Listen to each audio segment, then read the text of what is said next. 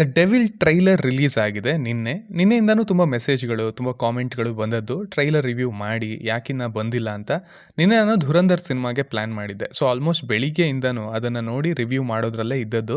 In fact ಇದೆಲ್ಲ ಮುಗಿದ ಮೇಲೇ ನಾನು ಟ್ರೈಲರ್ ನೋಡಿದ್ದು. ಟು ಬಿ ಹಾನೆಸ್ಟ್, ನಾನು ಈ ಸಿನಿಮಾ ಬಗ್ಗೆ ಆಗಲಿ ಅಥವಾ ಈ ಟ್ರೈಲರ್ ಬಗ್ಗೆ ಆಗಲಿ ಅಂತ ಎಕ್ಸೈಟೆಡ್ ಆಗಿ ಇರಲಿಲ್ಲ. ಬಂದಿದ್ದಂಥ ಹಾಡುಗಳು ಕೂಡ ಆ ಭಾವನೆಯನ್ನು ತರಿಸಿರಲಿಲ್ಲ.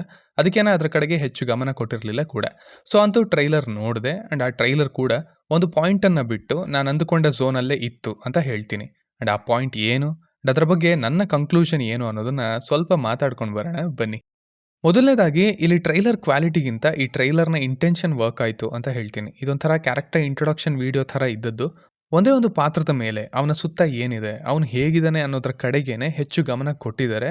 ಆ ಪಾತ್ರವನ್ನೇ ತಮ್ಮ ಚಿತ್ರದ USP ಆಗಿ ಬಳಸ್ಕೊಳ್ತಾ ಇದ್ದಾರೆ ಅಂತ ಅನಿಸ್ತಾ ಇದೆ.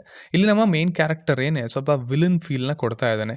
Full on attitude, normal good boy image ಅಂತ ಏನಿರುತ್ತೆ ಅದರಿಂದ ಕಂಪ್ಲೀಟ್ ಹೊರಗಡೆ.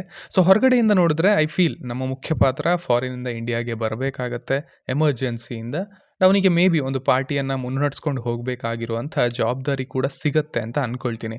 ಬಟ್ ಅಫ್ಕೋರ್ಸ್ ಅದು ಈಸಿನಾ? ನೋವೇ, ಚಾನ್ಸೇ ಇಲ್ಲ. ರಾಜಕೀಯ ಅಷ್ಟು ಸುಲಭವಾಗಿ ನಡೆಯೋದಿಲ್ಲ.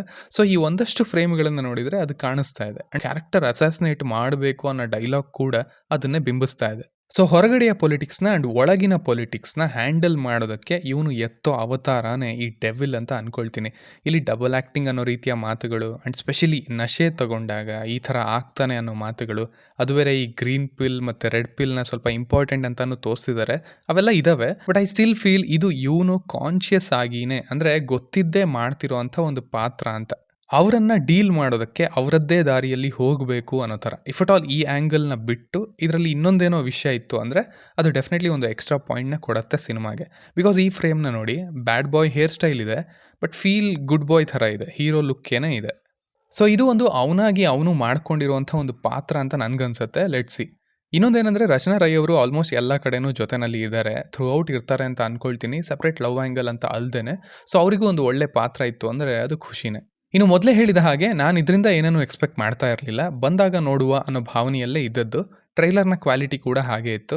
ಈ ಬ್ಲಾಸ್ಟಿಂದ ಹಿಡಿದು ಆ್ಯಂಡ್ ಇನ್ನು ಕಾರ್ಗಳ ಸೀಕ್ವೆನ್ಸ್ ತನಕನೂ ಮೇ ಬಿ ಟೀಮ್ಗೆ ಲಿಮಿಟೇಷನ್ಸ್ ಇತ್ತು ಅಂತಾನ ಅಥವಾ ಪ್ಲ್ಯಾನ್ ಮಾಡಿದಂಥ ಸ್ಕೇಲ್ ಇದೇನಾ ಗೊತ್ತಿಲ್ಲ.